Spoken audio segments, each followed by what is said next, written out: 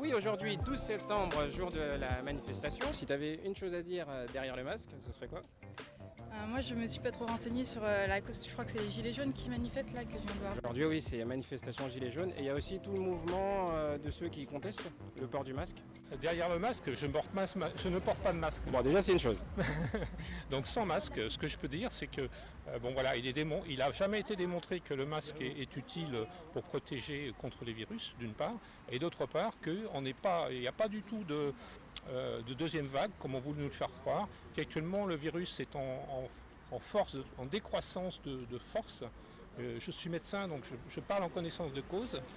Il y a très peu de décès en France liés au virus. Derrière le masque ou sans masque, si vous aviez une réflexion, une question particulière. Que nos libertés commencent à être bafouées, c'est vrai qu'on se sent à chaque fois qu'on a de moins en moins de liberté pour tout. Et ça grignote, ça grignote, ça grignote. Et un jour, il va nous dire de marcher tous à quatre pattes, et on marchera tous à quatre pattes. C'est un peu paradoxal je trouve ça un peu bizarre de rassembler les deux, Gilets jaunes et anti-masque. Anti-masque, j'ai un peu de mal à comprendre pourquoi contre. Parce qu'on a vu quand même que d'après ce qu'on dit, ça a un effet, un barrage au niveau du virus. En 2008, on s'est demandé si on regardait le capitalisme s'écrouler. Et là, il y a eu un scénario d'effondrement, on va dire, avec le Covid, etc. Et on se demande moi et puis les gens autour de moi, on se demande si le capitalisme peut se réformer ou si il suffit d'une pichenette pour que tout s'écroule. Mais bon, c'est une question qui n'en est pas une. Voilà, on a l'impression que les mesures vont crescendo, alors que le virus en lui-même, c'est tout l'inverse. Absolument, le virus, il décroît. Et nous, on augmente, on nous prive de liberté. Liberté de circuler librement, sans masque, visage découvert. Et d'autant plus qu'il y avait une loi qui est toujours active, qui interdisait de se masquer le visage. Je ne sais pas si vous vous rappelez, donc il y a une loi qui est passée, essentiellement par rapport aux musulmans, pour interdire de se masquer le visage. Et maintenant, on nous oblige de nous masquer. Chercher la logique.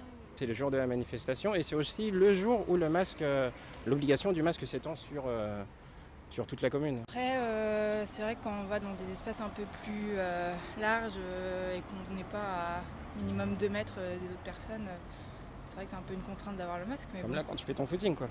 Par exemple, là c'est vrai que je ne l'ai pas mis parce qu'avec un masque c'est un peu irrespirable, surtout qu'il fait chaud aujourd'hui. Mais en temps normal, quand je cours pas, je le mets. J'en ai pris un avec moi au cas où, mais là c'est vrai que je l'ai pas mis. Que tu n'as pas d'ailleurs. Ah, masque que j'ai dans ma poche, mais que tu peux le garder, c'est pas grave. Ouais, vas-y. Mais le masque en fait, ça affaiblit nos défenses immunitaires en fait. Et enfin, je veux dire, rien que par rapport à la question du Covid, sans parler de tout ce qui est politique derrière, en fait, ça ne fait que scientifiquement affaiblir notre système immunitaire. Tout à l'heure, on a bien parlé ensemble et je sais que vos avis ne sont pas forcément. Pourtant, vous êtes copines. Pourtant, vous êtes copines. Absolument. Et je respecte absolument ce qu'elle dit. Simplement, on a chacune nos opinions et c'est ça. Exactement. C'est ce qui fait évoluer une société. C'est la différence, la divergence et que chacun n'essaie pas d'imposer son point de vue à l'autre. Voilà. Alors, ensuite, on est soumis à des lois. On ne peut pas non plus trop les dépasser ou les éviter parce que financièrement on ne pourrait pas assumer les amendes. Donc on se plie à certaines lois, même si on n'est pas d'accord. Ce qu'il faut, c'est qu'on ne perde pas notre droit de nous exprimer et qu'on ne perde pas nos droits tout simplement. Et financièrement, ça devient extrêmement difficile pour tous les gens qui ont de petits revenus. Ça l'était déjà, mais ça devient de pire en pire. Que veut dire derrière le masque pour vous? Pour moi, comment sentez-vous cette époque formidable? Grand sujet. Je me souviens d'un jour à l'éducation nationale en CP. J'étais pas très grand. On m'a mis un scotch sur la bouche pour m'empêcher de parler. Du coup, je regardais des gens dans la rue cet été marcher et j'ai repensé à ça, ça m'est revenu en mémoire. Et il y a vraiment, c'est très symbolique, mais de nous fermer la... Museler un peu. De nous museler, ouais, ça revient souvent là chez les gens, museler les gens. Pour moi, derrière le masque, il y a l'état profond. Quand on va sur les médias alternatifs, on sait de quoi ça parle en fait.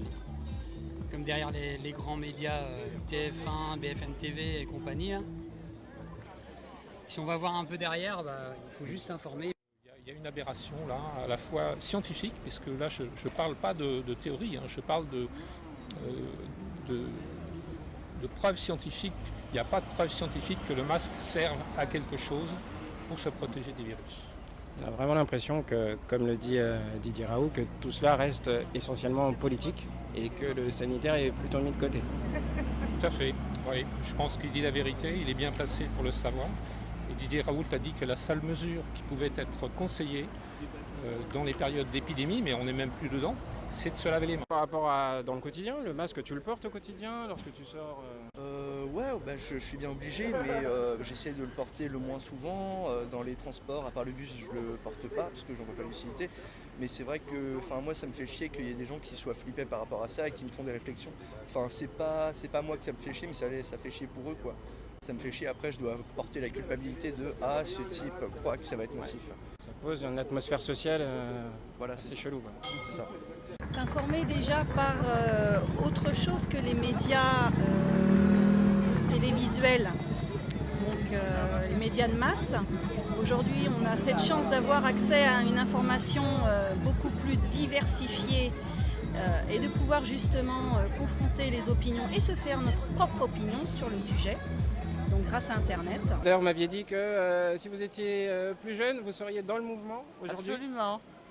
Oui, dans celui de Didier Raoult, oui, partout.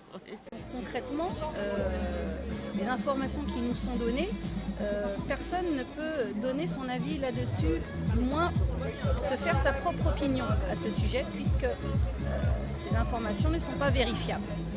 Pour, je le rappelle, se permettre de se faire sa propre opinion avec son intelligence et son bon sens. J'ai l'impression que je comprends tout ce qu'il dit, moi. Ça coule de source. Alors que de tous les côtés, tous ces médecins, infectiologues et tout ça, il n'y en a pas deux qui disent ce qui est vraiment pareil. Et ça me fatigue au plus haut point, c'est tout.